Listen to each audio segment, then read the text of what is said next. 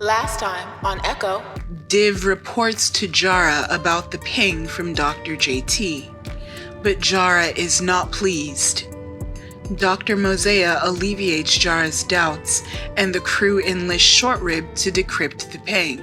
After hearing an urgent message, Div inquires about a ship to search for their missing doctor. Jara has one available, but the crew must first participate in a supply pickup with the Githyanki Tiger Clan. Void informs Jara that Azon is here, prompting a bittersweet reunion for Pet with their estranged parent. And now, a word from today's sponsor. This show is proudly recorded on Zencastr. When we first started recording our podcast, we had a lot of options. We needed a platform that could record and generate separate tracks and videos with a full suite of professional tools at our disposal. Zencastr does everything for us, and it'll do more for you. Go to zencastr.com/pricing and use our code BaddieBards, and you'll get 30% off your first month of any Zencastr paid plan. I want you to have the same easy experience as I do for all my podcasting and content needs. It's time to share your story. Now let's play some fucking D&D. So we will start with Pet. Your time in the workshop is pleasant. You and Oku spend time working on getting the rest of the munitions out of her ship and down into the supply chamber of the Plinius compound. And it's nice. The time that you spend with your mother is nice. She doesn't press to know where you've been or even ask what you went through to get to this point. She merely takes your words and holds them close to her chest, not asking for anything she hasn't already been given. The two of you are sitting in a comfortable silence when you hear footsteps and trumpeting of a very happy Floofant, Tundra, as Void makes herself known again. Void comes in, and she says, I don't mean to interrupt, but Jara is doing a town hall, and she's asked that I come and find you. When you're ready, please make your way to the cafeteria, so that way we can begin.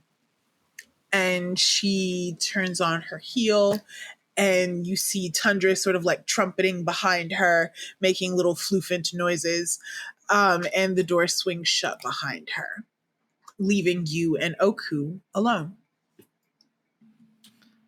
Question: how high level is this town hall? Like, would I be missed? Well, I know I'm a fucking. Would you be missed? Oh, yeah. Yeah. You know, Pet doesn't want to go there. Oh, I know. About this shit. I know.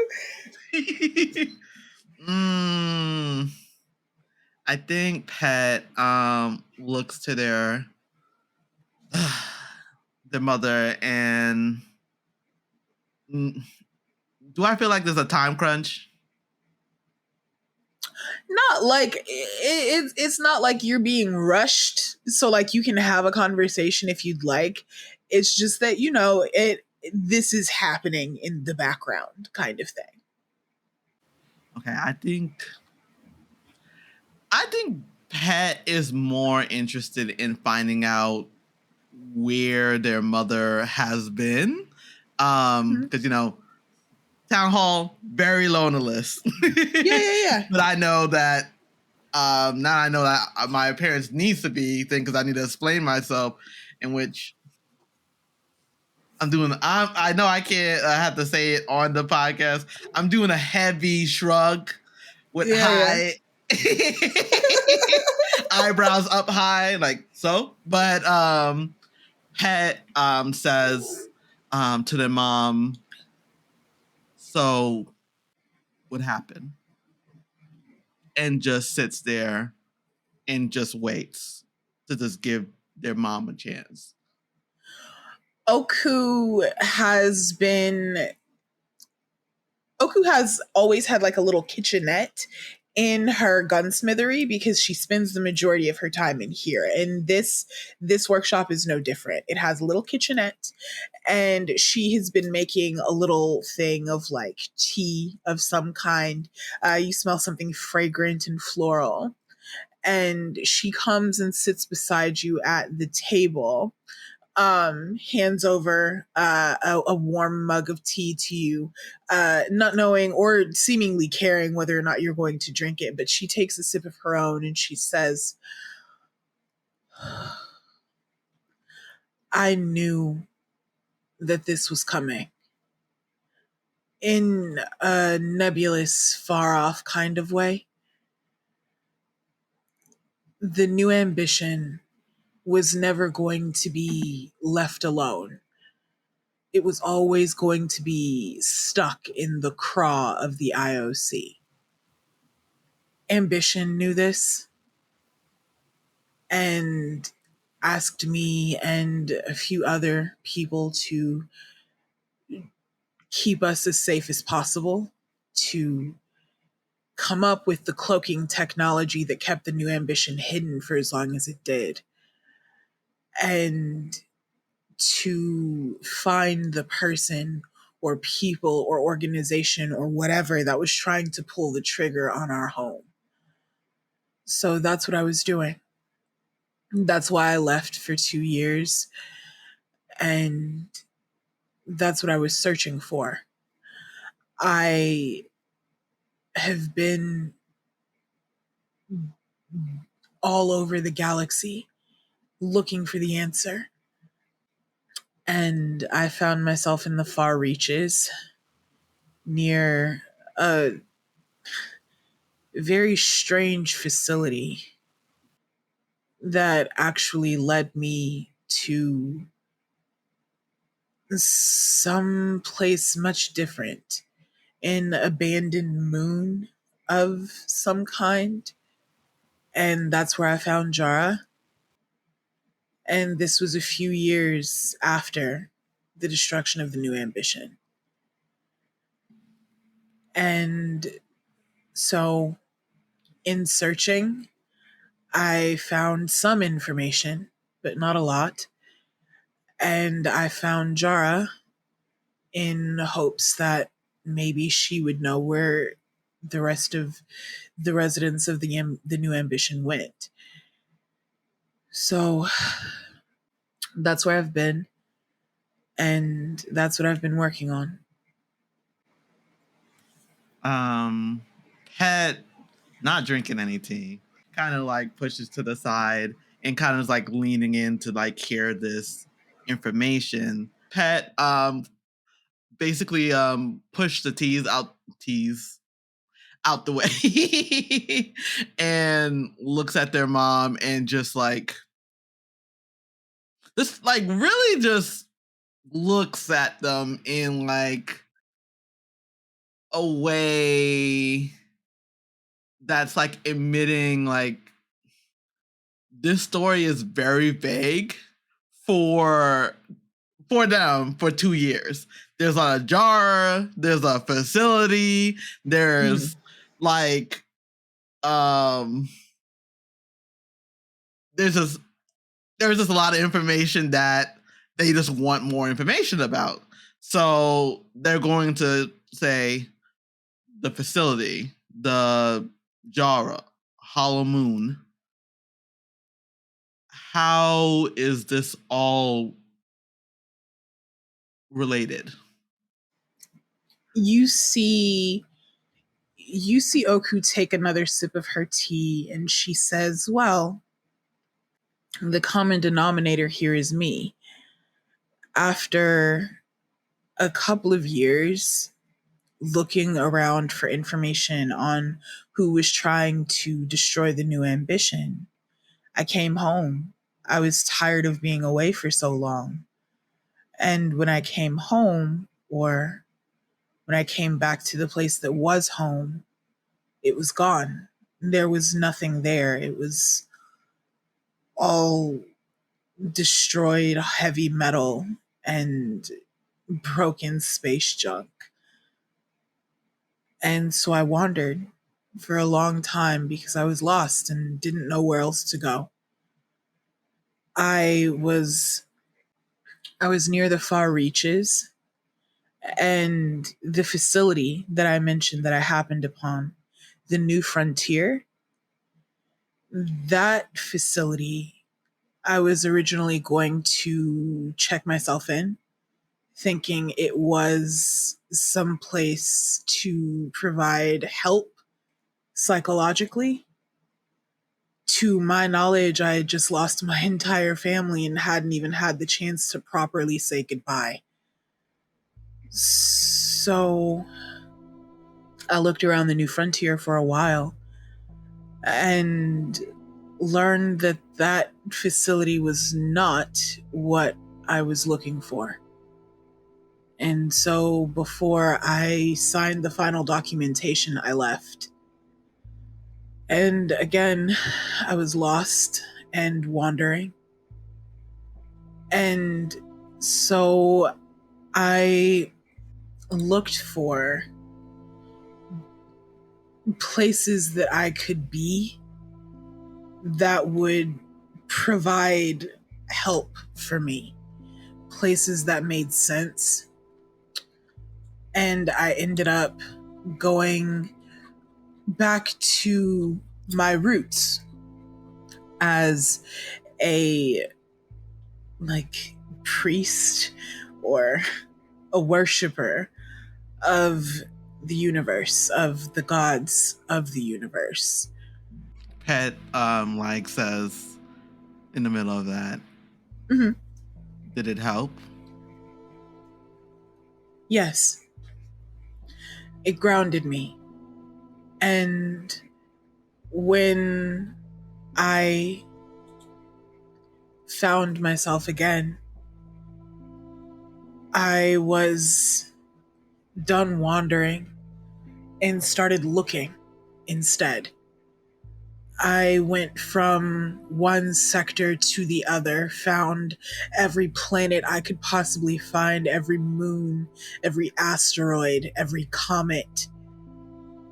And I searched high and low, looking for Ion. Because if you were alive, I knew I would have trouble finding you. But I left a trail to the best of my ability.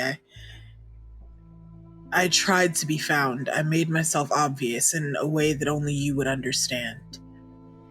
And I guess it's a large galaxy, so maybe it wasn't worth anything. That is like, as more and more that their mom is speaking, the more on their face is looking so pissed off. He's in a facility looking for their mom, which they assume is dead. How it's like I think Pat, I was just gonna say that. I was just gonna say, so at no moment of time before, even before when you were gone 2 cycles ago, a call, nothing, provided that we were trying to find you, trying to reach out for you, looking for a place for salvation after abandoning both their child and also their wife. Pat just looks like he is seething with rage, and he basically just kind of it starts slow. It starts 2 years of no contact at all. You knew you got those calls, didn't you? From me and Mom over and over, and you did nothing? Absolutely nothing to talk to me? And now you tell me that when you saw the new ambition, you're sad? And you knew that this was going on? And Pat is increasingly I don't describe his little fluff. The fluff that by his neck is puffing up. He's saying this all in Trikin. Pat continues it's the tea turns over as he's grabbing onto the table, saying the terror and the hopelessness I felt It plays over and over again in my head. I wish I can give you that burden. Yes, we both lost a new ambition, but you were not there to hear the screams. Feel the flames on my wings being burned and torn. The pushing, the desperation to live. No, you will never understand. You only saw the space junk, Mother. I saw fucking hell. And he kind of like spits that out at Oku and just like is seething with that. As you speak, Oku weathers your storm. She doesn't bow, she doesn't break. She allows you to rage and to yell and to upend her tea and all of it. She allows all of it. He feels really good right now letting this rage out, because usually it's only in one form.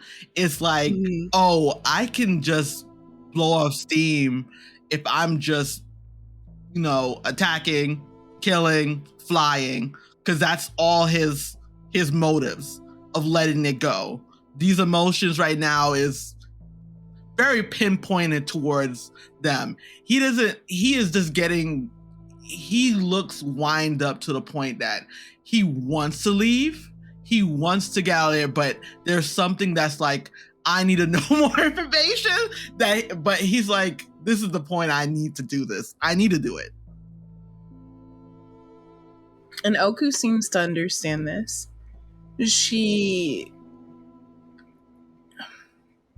Her expression is stoic, which is understandable for her because she does this. That's just how she is. She's always been that way. But you can tell that she's listening to you because you see her gaze become more and more heartbroken as she understands your pain. And she says, "You're right. You saw hell. And I did everything I could, Peta. You don't understand how hard I tried to stop this from happening. When I got the message, when I heard the call, I told Ambition, it's coming. And I tried to reach out to you, to Ion. The messages that you all sent to me, I kept them very close, but I couldn't answer. These things are tracked. You know that. And Pet knows, but it's like in that moment of time, he is just like, ooh, he knows the protocol, and he's like, he spits it out like to his, his mom. I know the fucking protocol. I just wanted, just at one time, for you to break it for me, just for me. I didn't break it for you. If I broke protocol, this would have happened so much quicker, and you know it, Peta.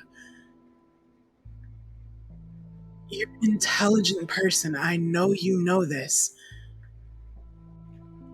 I know that you are angry. And I know that you have a right to be. Because regardless of my reasoning, I failed you.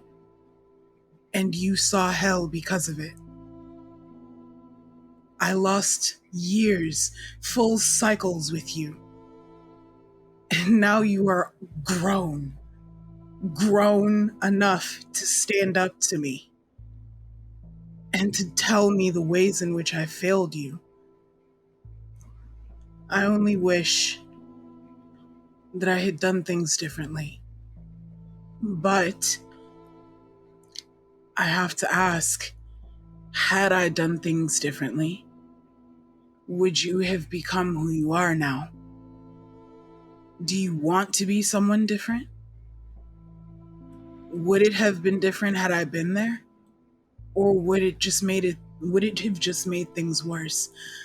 I don't know the right answer, Peta. But I can tell you that everything I did, everything I didn't do, and everything I tried to do was for you. It was for you. Het is just like, he is just, I think just hearing that, it kind of soothes him. But he does not like that he didn't have a choice in the matter. He does not like that fact. Like, I know, like, Pet's like saying, like, he's kind of maybe not conceding, but he just says, the more and more that you talk about Mom, he kind of like, his voice just cracks. Mm-hmm. Being alive. Why? I did not see her in any fashion afterwards. It was all a blur. And he kind of like lingers on that thought. Why were you searching for her? Isn't she gone? You see Oku kind of shudder when you say the word gone. And she almost reflexively shakes her head, frowns, says, I don't know. Then why look? She is my only. I search for her because she is the person I love. And whether I find her, whether I never find her, I will never stop looking. And whether she's dead or alive, I will bring her back to me. I love your mom the same way I love you. And no matter what, I will have to live with the understanding that you have lived your life without feeling that. And maybe Ion did too. Het like looks at their mom when they say that, and this feeling for the first time in a while,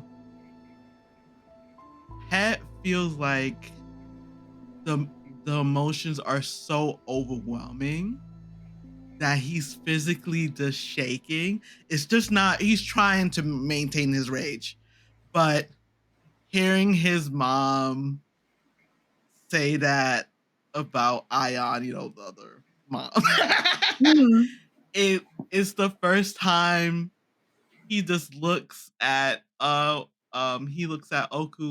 and he generally looks like a child.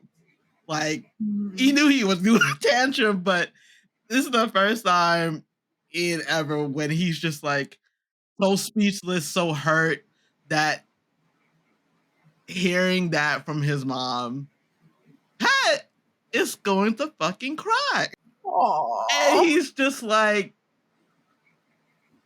he's not used to it. It fucking hurts. Yeah.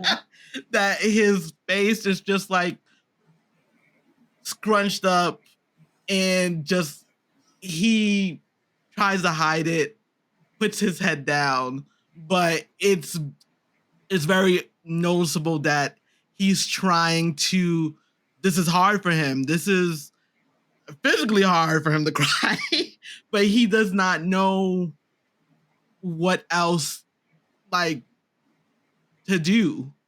He is feeling like he's the child that was left behind, and now he has to face that he can never get his childhood back. And seeing that his parent is here, just, I guess, trying to comfort him. He doesn't feel comforted by that because he no longer has that.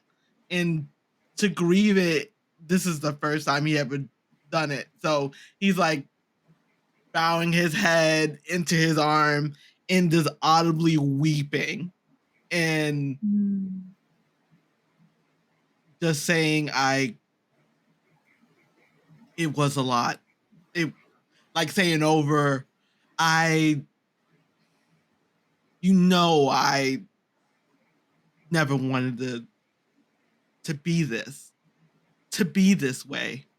I wanted more choices, but I was, and he's like weeping and looking up at his mom. I don't know who I am in this moment. He's reviewing everything in his past. Killing has come so easily. He's like, it's such a good distraction from truly finding out what I'm missing.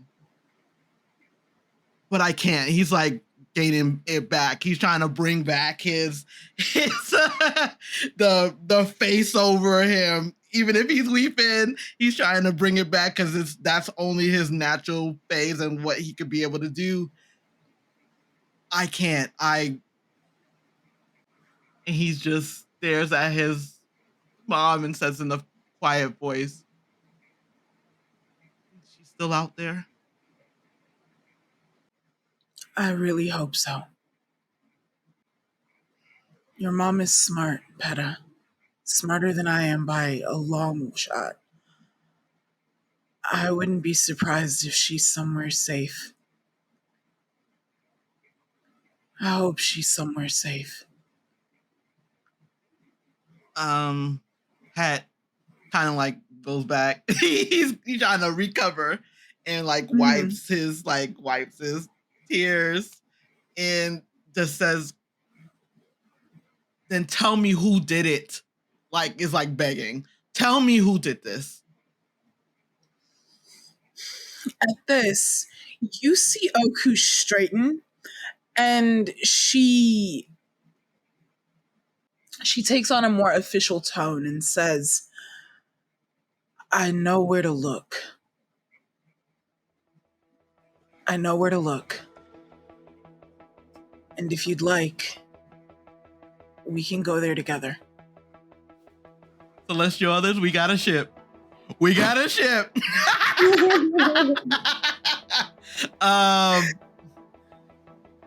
I think at this moment of time, seeing that they're going back, though, he's like following suit. Like, it's like, oh, I can't. There's too much emotion going on in here, up in here. We need to get back into our neutral spaces, but it takes a little bit longer for him to just turn back. Tears receding back into his thing, but he just wipes off his tears.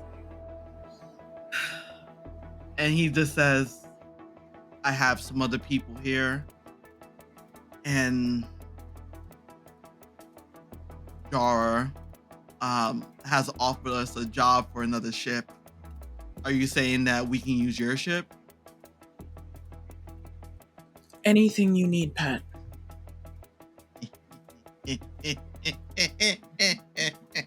Sorry.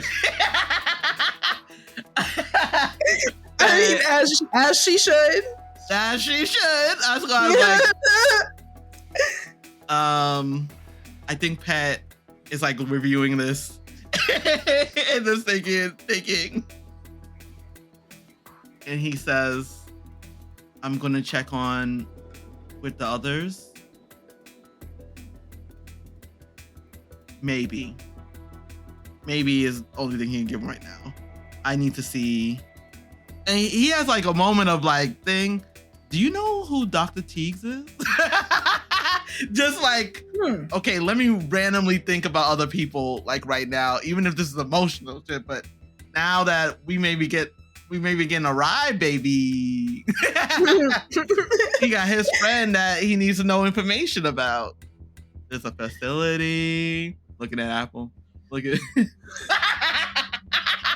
How about fuck you? Like the raven that says "fuck you." Yep. You see Oku consider this for a moment, and she says, I've heard that name. I think Jara is the one who told me. Something about the original speaker working with the doctor. I don't know much beyond that, though, unfortunately. Pet nods. I'm gonna refer. He's like, he wants to say yes because, you know, of course, ship. Weapons, of course. Okay. New NPC, yes. But Het says, I need to talk with others. I have traveled with an interesting group of people, and I want to at least give them a heads up in this matter, but I will let you know. And he kind of like, he looks at you, at, you know, Oku.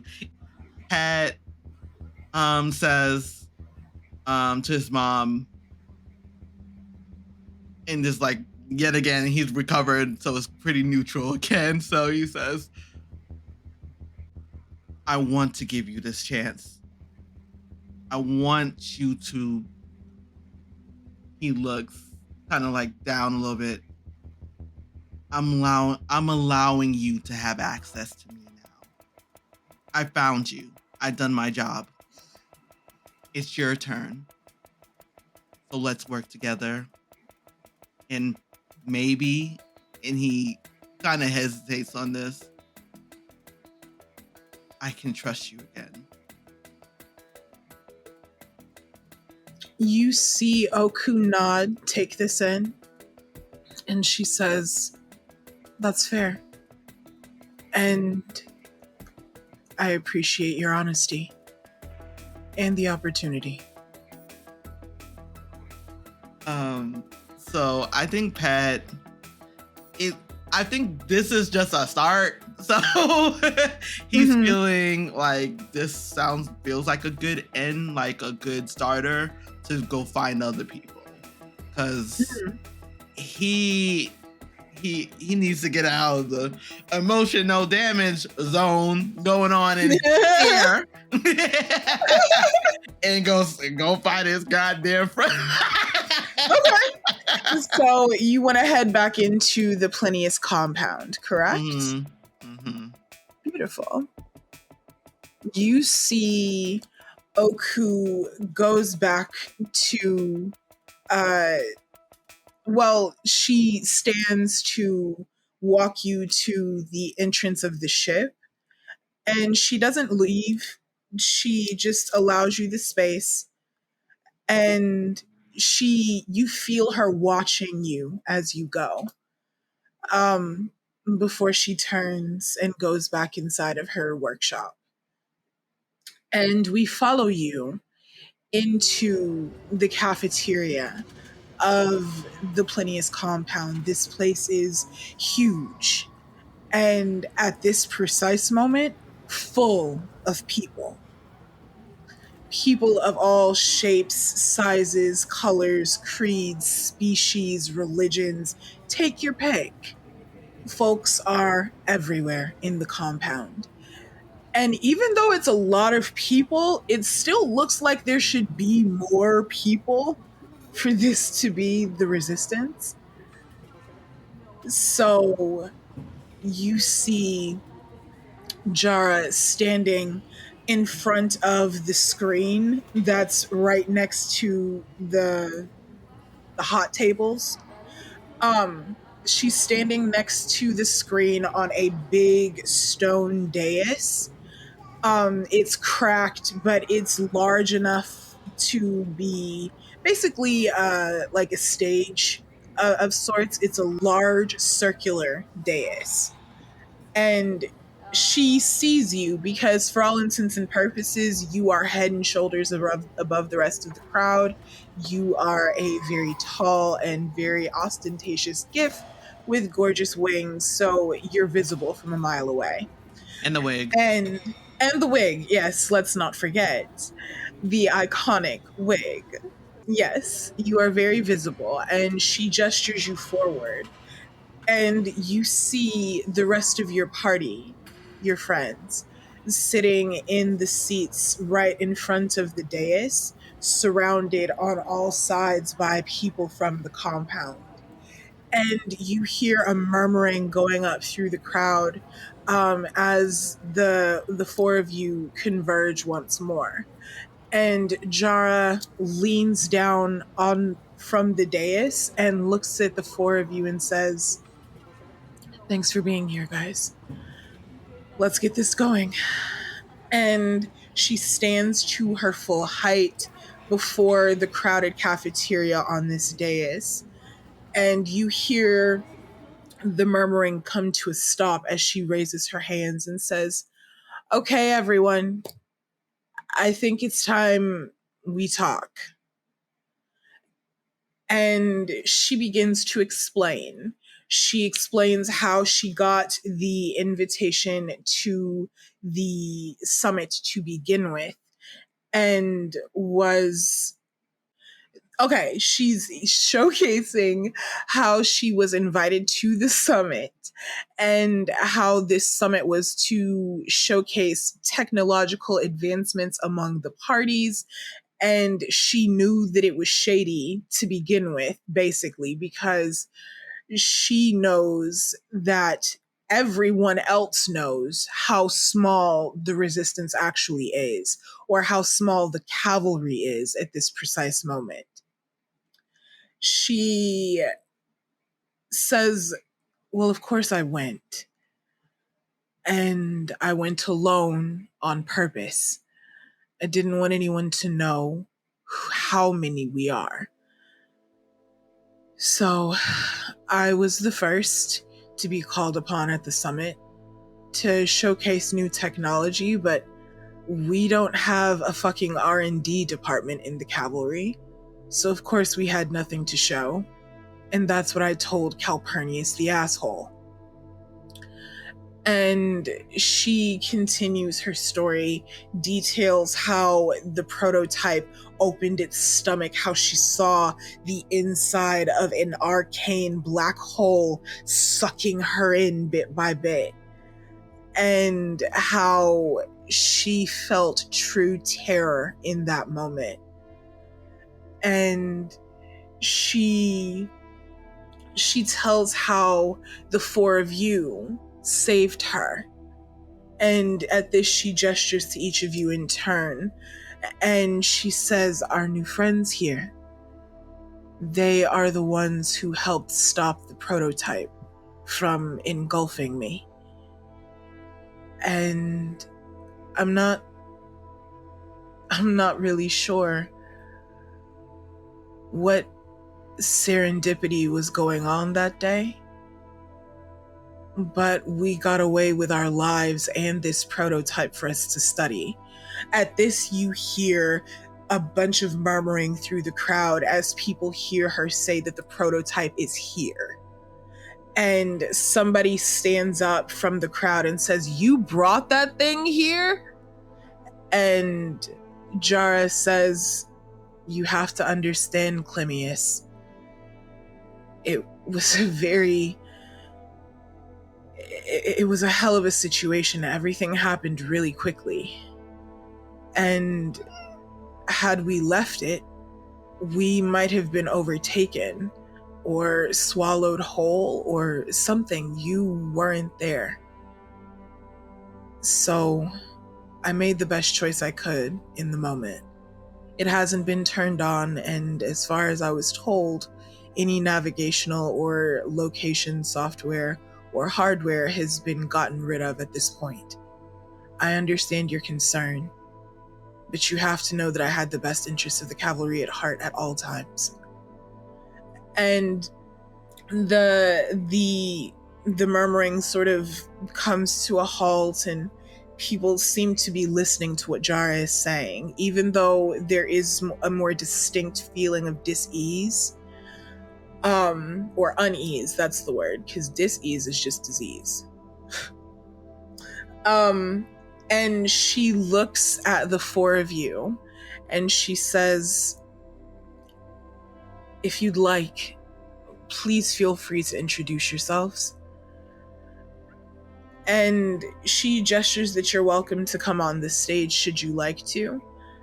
And as you guys, make that choice, she says, "I would hope that you'll treat my new friends here with the same respect and care that you treat me.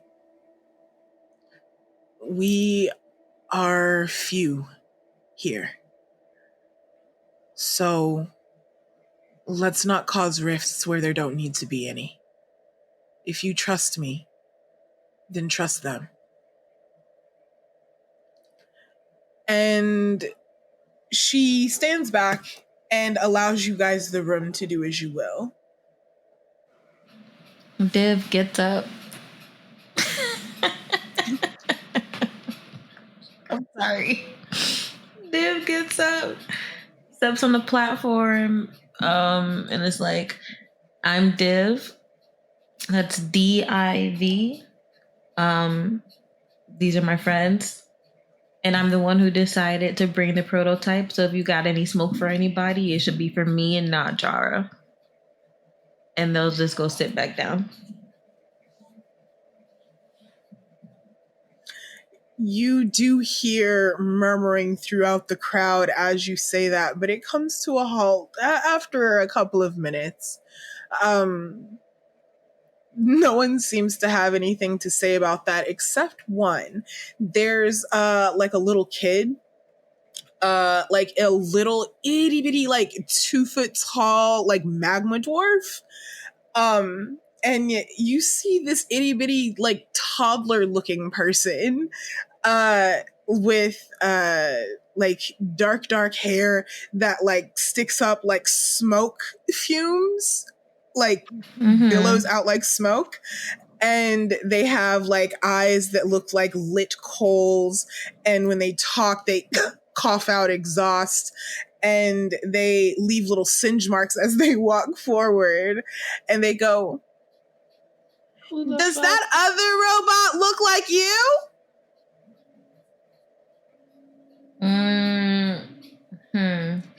No. Well, why? No. Give me a deception check. Mozaeya's head turns 90 degrees to just fully face Div. A 16. Deception. Disgrace. You see the little magma dwarf goes, "Oh, okay, cool," and then toddles back to what they were doing. And you see an older magma dwarf couple sort of like bring the kid closer, and one of them, you can't tell like who they are, but they look at you and they're like, "Sorry," and like bring the kid back. So Jara stands at this moment and she says, our friends here will be working very closely with me So if they happen across you, say hello. Let's make this a friendly transition for everyone. Dismissed. And she, like, you hear people begin to stand and move about the space. And the murmuring goes up to straight up talking at this point because, you know, the meeting is over. And Jara looks at the four of you and goes, how'd I do? I think you did solid great. 10 out of 10.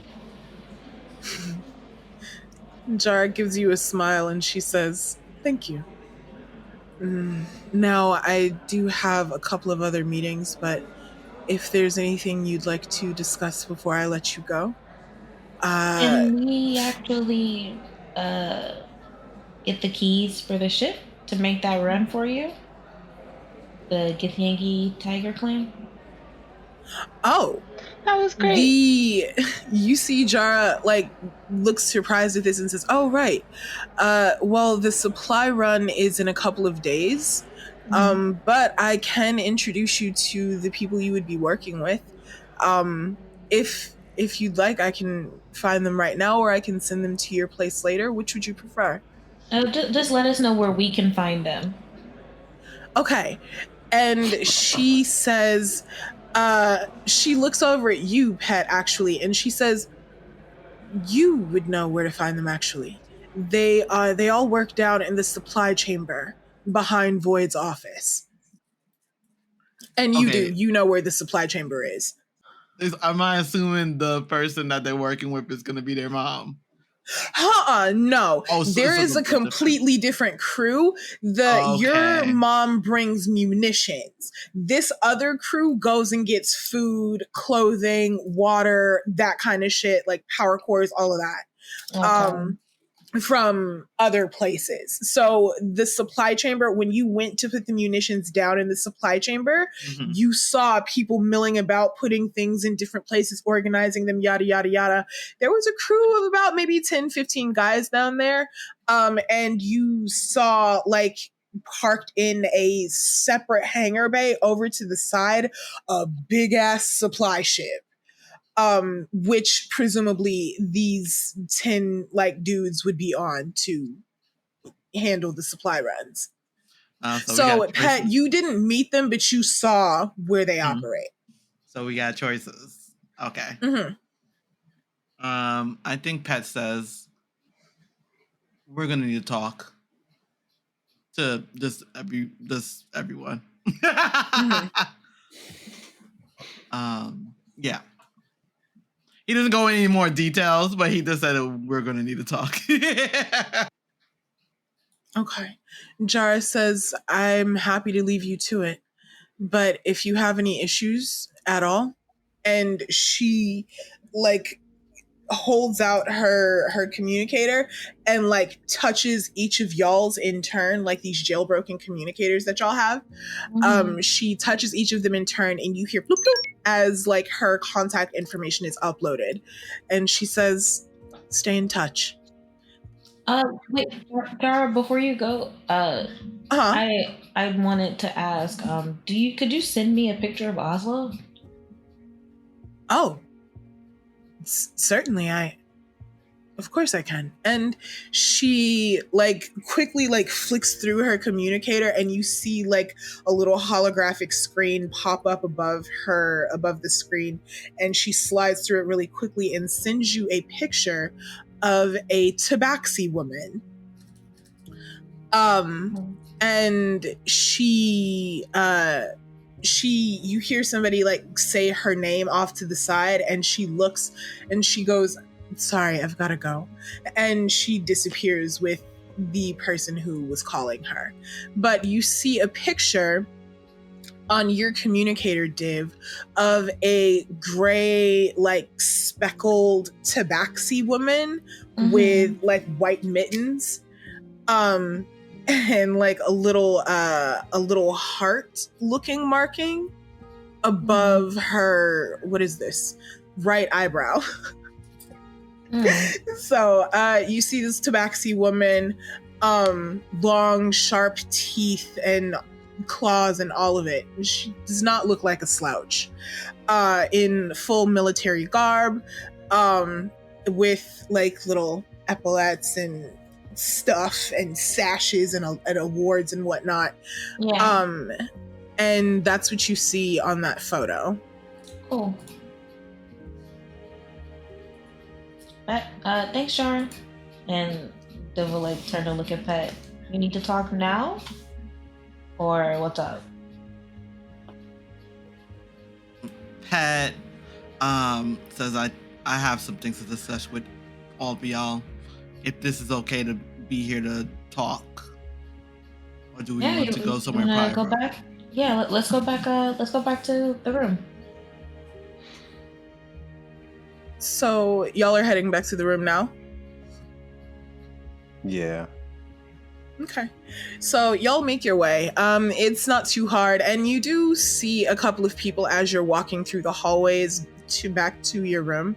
You do see a couple of people stop and like wave their hands and say hello and all that good fun stuff. Some people just kind of give you weird looks, but for the most part, nobody is an asshole. People seem congenial enough. And you guys make your way to your room. Mozaeya double locks the door behind them. Viv plops down on the couch, like slides into it. I also have things to discuss, but Pet, you said it first, so. I think Pet looks at you and just says, there's a lot of things that we need to plan going forward for this. Short flops down on the nearest couch, yeah. He's kind of like spacing out for a second. This is the first time you see him space out. Because so much information that he... Please do. Anybody who would like to can roll insight. Div, if you would like to roll insight, you may do so with advantage. Oh yeah, I'm gonna roll my physical dice since my hardware. Okay. Let me see if I can actually do. Me, I guess. Let's see if I can. And Pet, if you'd like, you can roll either deception or persuasion. Okay. Do I want to do this? Do I want to do this to my niggas? I rolled a 7.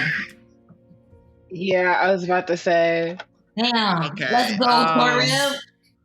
What does Short Rib roll? Nat 20. It's Nat 20. Oh, jeepers. Okay. I got a 7. Let me see if I can get something. I got a 7. Hey, that's perfect because I got a 7. Lay it on her. So, he was trying to be persuasive. That's why I tried to roll, and he's not being. He's like, I think with what he's saying, like it's no big deal. It's nothing really. He's actually stumbling over his words. I think to everyone here, especially Short Rib, it's very obvious that Pet is having an emotional time. And y'all can do what y'all will with that information. Is Pet like standing, sitting, like? Oh, he's standing in the middle of the thing. It's like, I think he feels it's kind of urgent that we need to getting started, like making the decision what we're going to do, because he has the idea that what he wants to do, but he knows that there's other people here too. And he wait, was Pet talking in Triton all this time? Nope, he wasn't. I think he switched pretty much back to his talking normally, and just says he kind of also look at Doc again. What information do you need to tell us? Would you like me to go first? Yes. He's like nodding. All right. It's not too important. It's just that the area that we're going to, the supply room with the Githyanki Tiger Club, they're that area outside of IOC space. I've got some enemies out there. It's just something to be aware of. Wait, what? When you I mean, you enemies, have specifically with them or like other No, people? not with the Githyanki tiger. Just like in that area, in space outside of IOC space, there's like I've got people who might be interested in like hurting me. Like who? To put it bluntly, my old, I guess, place of employment, the New Frontier Rehabilitation Center. The What? New Pet looks Frontier at- Rehabilitation Oh. Center? Pet looks at you and says, "So that place is actually, is it still running?" I don't know. I left quite a while ago, but Can I I roll avoided some? the area for a very, very long time. I was gonna ask, can I roll history to see if I recognize the name of that facility?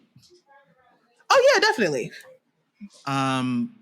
Pet kind of goes reviews in that conversation that they had earlier. Damn. Um, Not bad. wait, it's not even one either. It's gonna I be have like a a minus negative one. one. So you rolled a -1. 2. Mm-hmm. Okay. Short Rib, just real quick. Yes, sir. Check that handout I sent you. I You see should it. be able to see it. I was actually going to ask if there Yeah, was now is the a way time. I could, I was gonna say if there was a way I could like leave or like be in a corner somewhere. Can I roll something to kind of What, are you trying to hop down stealth? from- Yeah, so I can like maybe hop down from the couch and like while You are the welcome to conversation seems roll. to be getting You're welcome to roll stealth. Everybody else will, if you'd like, you can roll perception. I don't know. As far as whether or not you know what that facility is, Div, no, you don't. Yeah. Pet says to Well, Mozaeya, when I flop was off having the a fucking conversation couch. with So Oku. DC 10 perception. Well, are we gonna do? Oh, your passive is 17. Okay. That's what I was saying. My passive is 20. So, Oh yeah. So you're Oh, seen, God. beloved. what is your Oh, passive? fuck. 15. Well, Oh it yeah, was you're seen.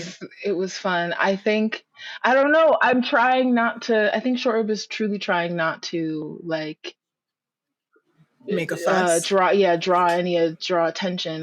So I think if anything, I think just kind of like tries literally. All of Yeah. this going on, like, can I like? I don't want to make it obvious that I'm like looking at Shorib. I want to pretend as if I don't see him because if he wants to sneak away, like kids, whatever. That kids do that shit, right? But like, can I do like an insight check to see like, okay, are you sneaking away because you're being like, you're trying to do a prank, or are you like, You go use the bathroom? nah, okay, right, like, right. Well, like, what is it? You pee, like, the juice, right? Yeah, you can roll an insight. And Short Rib, you can roll deception or persuasion, boo. Okay. I rolled See, a the 15. problem is, I think. is there a way I can roll it? Okay, I'm gonna roll it directly to you. While this is happening, I think Pet is clocking what's it called? Short Rib, but looks directly at the docs and says, I was talking to my Oku. Ooh. And they mentioned that place about checking in, but never doing that. You say checking in, and Mozaeya's coat like immediately like streaks like yellow, and then you say never doing it, and it's like back to its like normal like calm state. Well, that's probably good for her. I think Pet kind of looks at you. What do you mean by that? It's like a bad place. It's why I left. I know we're saying a bad place, but what do you mean? Context, Doc. Context. And I think Doc will like sit down on the couch. I'm off it. When I worked there, there were people who had seen things. Things that are beyond comprehension for people like you and me, and it did things to them, and to their mind, and to their magic. But they were still people. And that facility is very good at treating people like they're not people.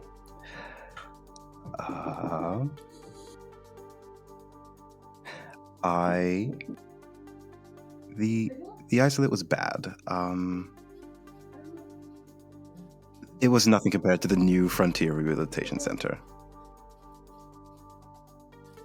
He's Pet's revisiting the conversation that his parent had told him. So is that bad? Yeah, no. I worked at the isolate with the intention of probably maybe bringing it down, but I could not stay at the new Frontier Rehabilitation Center. It was. So were you a doctor at the center, or were you a patient? A doctor. Deception check. Insight check. Immediately. Yep. Y'all I need to see it. We ain't I lawyers. need to see that. Anybody who would like to, please roll insight against the doctor's deception. All right, it's a DC 20. It's a DC 20. It's a D20? Okay. Have we had a long rest, right? Yeah. Okay, great. Okay, baby. Perfect. 17, hun. That's 21! Oh, Sorry, okay. 21. 17 on the 25, baby! Damn. 25, 19. baby! Okay, that's fine, yeah. I'm Wonderful. So, Mozaeya's lying through her fucking teeth. She was absolutely a patient. That's it. yeah, she was a patient like hell.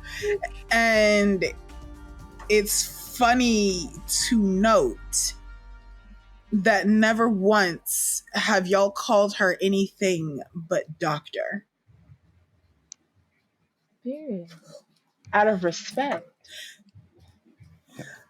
And we will pull from there for just a moment to Div and Short Rib. Mm-hmm. Div, you rolled a 15 on your insight, and Short Rib, you rolled a 13 on your deception. So what is happening to you right now is obvious to Div. Would you like to explain what's happening to you right now? You're evil. So I think Short Rib was trying to get off of the couch and falls sort of to the floor. But I think as Short Rib is falling to the floor, she's trying to turn invisible. It's not working, so you're seeing Short Rib you're seeing Short Rib kind of in a floofier kind of state, like he's preening, falling from the couch to the floor, and you see him disappear.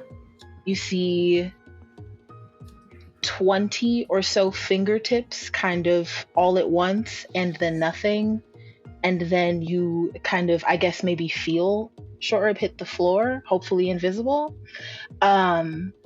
Should I roll something for it? You can roll me a Constitution saving throw with disadvantage, please. Okay. 20-some fingertips. Big +5. Big +5. 15? The DC was a 20, beloved. Oh, Yeah. okay. So then, yeah, no. You kind of feel... you feel a weight that's more heavy, or that's heavier than you would expect to hit the floor. I think Short Rib does a whole lot of floating at all times so that to kind of conceal his weight. And so you kind of you're feel very him... visible right now. Oh, absolutely. And that's what I'm saying. You feel him hit the floor, and I think that's something that pulls the focus to the weight of how many hands you start seeing at the same time as you feel this weight hitting the floor. So there are probably 15, I'd say, kind of all trying to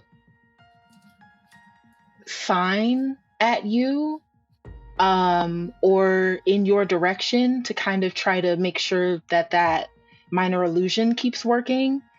I think Short realizes that it's not working and just tries to scuttle around the couch into some dark corner.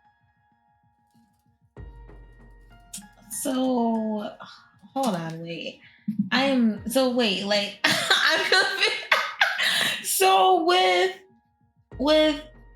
like still in bird form or like just a bundle of hands with no there is like a center to it, but it truly is like, so you know how like a nerd's gummy cluster, it's like a right. Kind of a chewy center and there's like nerds all over it. All the so nerds, it's right. Like, yeah, so it's kind of like that, except there are like it's a center and there are some hands that are like fanned out in a way that's I like would say the center? Sort of aesthetically pleasing, yes, in a way that it's kind of like fanned out and over and it could kind of like lay on top of itself, but there's definitely some that's like butt up, like wrist out, some that are kind of like laying like palm up, that are definitely doing their best to kind of conceal what's underneath and potentially failing. Okay, so like while Doc is explaining like the shit about the facility, Div reaches out telepathically to Short Rib and just says, "Hey, bud, I see you hit the floor a little hard there. Are you okay? Do you need help?" I think Short Rib is having... I don't think reaching out telepathically was probably not the best move, because you are not seeing like you're not hearing what Short Rib is thinking, you're hearing what Short Rib is seeing. So with that in mind, Div, you give me a Constitution saving throw, please. God damn it. Actually, no. Wisdom saving throw. Yeah, that makes more sense. I'm pretty wise. 23. 23 is good. So you are not immediately driven insane. Good job. Yay. Okay. Yay. So I think Short Rib is like not present, like trying to get away from any light, I suppose, and kind of like burrow where it would be safe. Yeah. And I think in your head. So yeah. Sorry. Just to note, Div, you should now be able to see the handout as well, which will show you what you're seeing. Oh yeah, hold on. I need to see what the fuck is going on. Mm-hmm. Oh shit. Hold on. What? Yeah. You blink, and suddenly your vision goes spotted with black and you pass out. Or at least, you think you pass out. Either way, you're not where you were anymore. You're in deep space, somewhere dark and far and cold. Someplace you've never been before, at least not as Short Rib. Maybe you know this place as someone else, as something else. What are you right now except a mouth gnawing soil and silica? You hear a rumbling that is alien yet familiar. A death rattle pitch shifted to Eldritch tones and run through a reverb filter. Breathing. You hear breathing. and suddenly your vision splits as a massive purple eye opens right in front of you. The eye obviously cannot speak, yet you hear a voice in your head anyway. The Harbinger must pay what he owes. The spawn must haunt till eyes close. When we wake, we find a new place. Until then, the Harbinger is disgraced. Disgraced. The Harbinger is disgraced. And because like you're experiencing this through me, you probably are also like experiencing this kind of like cellular purr that's happening with this like this Yeah, but eldritch it's more being like that we're both seeing. static. Yeah, Yeah, I think it's more like static physical, electricity, right? like they're like just true like Yeah. humming like under their circuit But or through like their a circuit. bodily hum. Exactly. Guys, if you want to see the Eldritch abominations, check out our coffee at BaddieBards.com. No, for real, because that's where it's gonna be. Jesus, Yeah. that's crazy. Yeah. Well, the short rib answer when I asked that, or Sure, you come out of that after a few minutes. It doesn't take too long. For sure. I think though while it's happening, I think short rib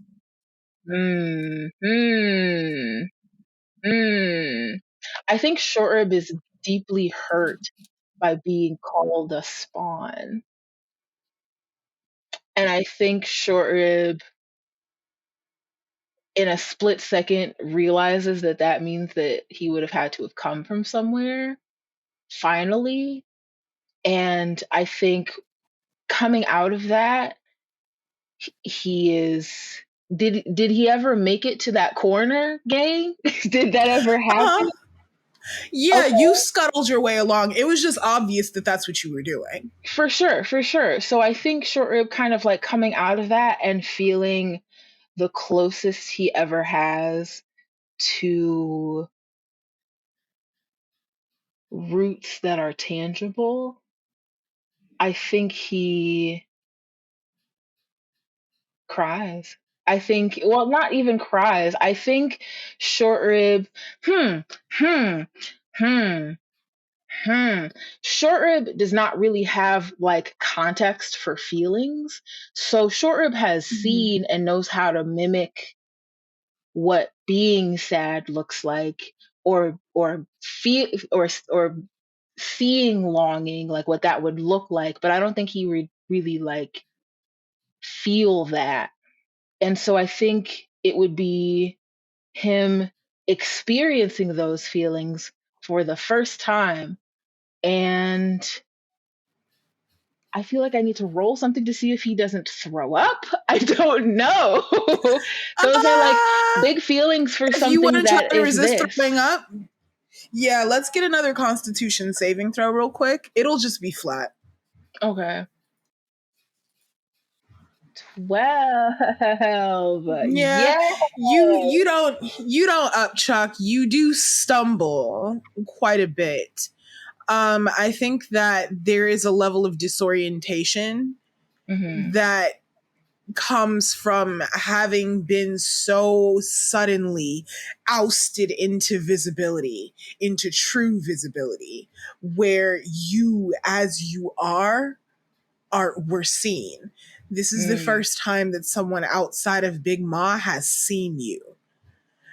And that level of disorientation, that level of fear, confusion, hope, relief, even depending on where you're coming at this from, all of that churns in your stomach.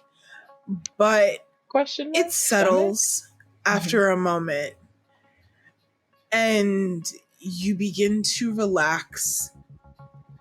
And as you relax, it takes a moment. but as you relax, you are slowly able to rebuild yourself and come back to your actual Albara Cobra form. And now, while that was happening, could I I feel like if I would have heard Short Rib throw up, like I would have gone over there. Oh no, Short Rib didn't puke, but you could definitely have gone over there just the same. I feel like I definitely would have. Like I would have just knelt next to Short Rib. I'm just like looking confused as to what to do. I probably would have held out, like I have the shape water cantrip, so I probably would have like just shaped like a little bubble of water, like near them, like a hand hovering near them, but not wanting to touch them to startle them. Like I don't think Div is at all taken aback by Short Rib's true form, but the alarm bells are going off in their fucking head from seeing whatever the fuck they saw on Short Rib's head is crazy. But they are stamping that down and just being like, okay, one thing at a time. I think Short Rib is still attempting to be present with you because, like, he recognizes that this is something he has to get together because of the realities of the situation. And I think he's kind of failing. I think you're there and he's there also, but I don't think he's there. I think he's like I said, still truly wounded by being called like a spawn. Like finally getting a name for this. Like having chosen a name is cool, but like something calling me something, you know what I mean? I don't know. No, so I think not at all. I have no fucking idea what's going on with Short Rib. Not a single goddamn clue. Oh my god. He looks up at you with big wet. Okay, so he attempts to look up at you with big wet eyes, but because he is not fully like done being like a bird yet, the way that he knows how to look like something is from like studying like or being shown like those old scientific like explosions of animals and shit. So for a while he like looks at you with what are supposed to be big wet eyes, but it's just like a skull, and then slowly muscle, and then slowly eyes, and he's like sad the whole time and kind of trying to plead with you with his eyes, but it just doesn't look like a bird for a while up top, and it's just kind of like hands at the bottom. So it was just like, I hope breathe that in helps. through your nose, out through your mouth. There's no nose for a while. That's that's okay. I don't just you're breathing though. You can breathe. So in through your nose, out through your mouth. Is it okay to touch you? I think Short Rib. You want to hold my hand? Short Rib says, I don't think I'm ready for that. Okay. And doesn't really look at you. Quick question. Does both us and... I know I'm still staring at shit because I was like, "Where's Pet with 20 passive perception?" Yeah, y'all see this. Of course. Awesome. Understood. Do I have to roll? Passive perception is high enough. Okay. Just, like in the corner and like, all right, they're having a moment. Yeah, like that's what the stealth check, the original one that Short Rib rolled a 10 on, that cleared it. Y'all see everything.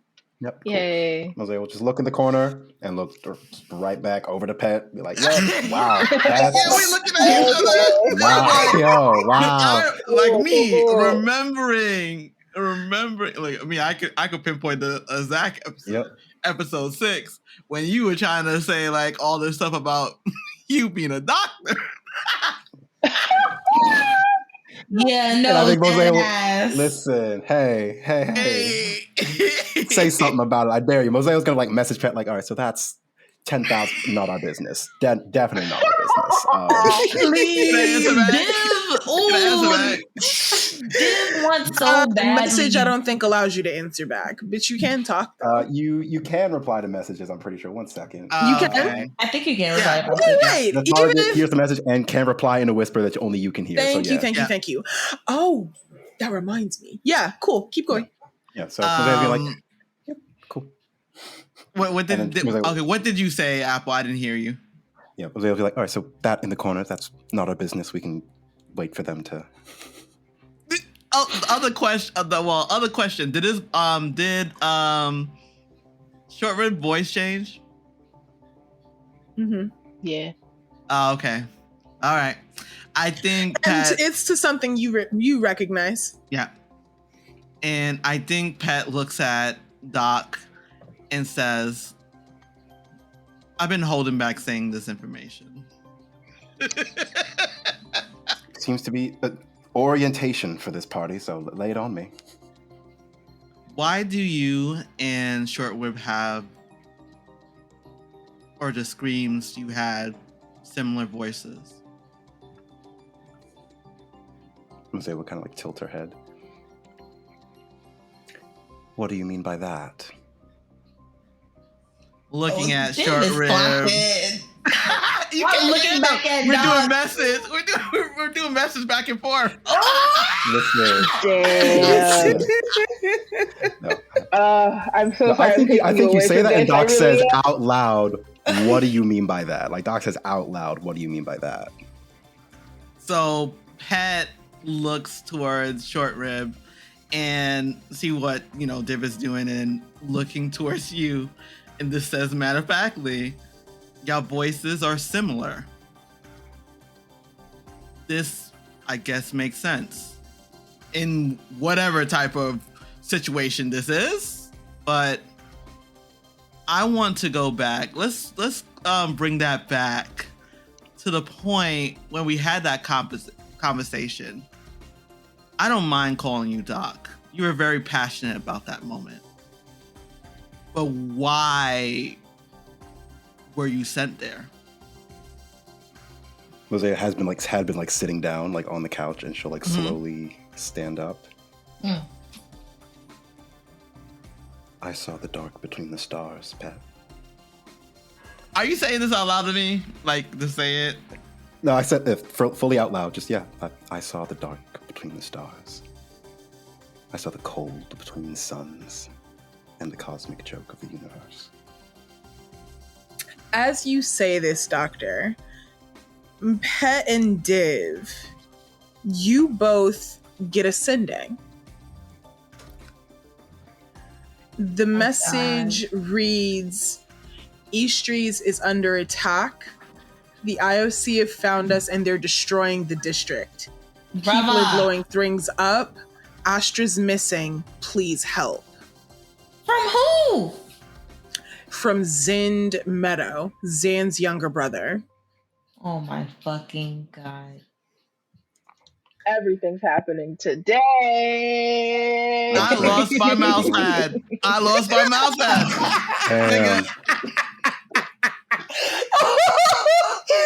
And that is where we're going to end it for today. No, hold on.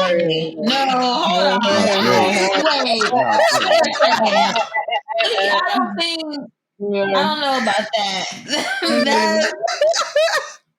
Wow. And we will reconvene the next time and play some more. Nigga. I'm sorry. Yeah. Black people. Yeah. Hi, Mac here.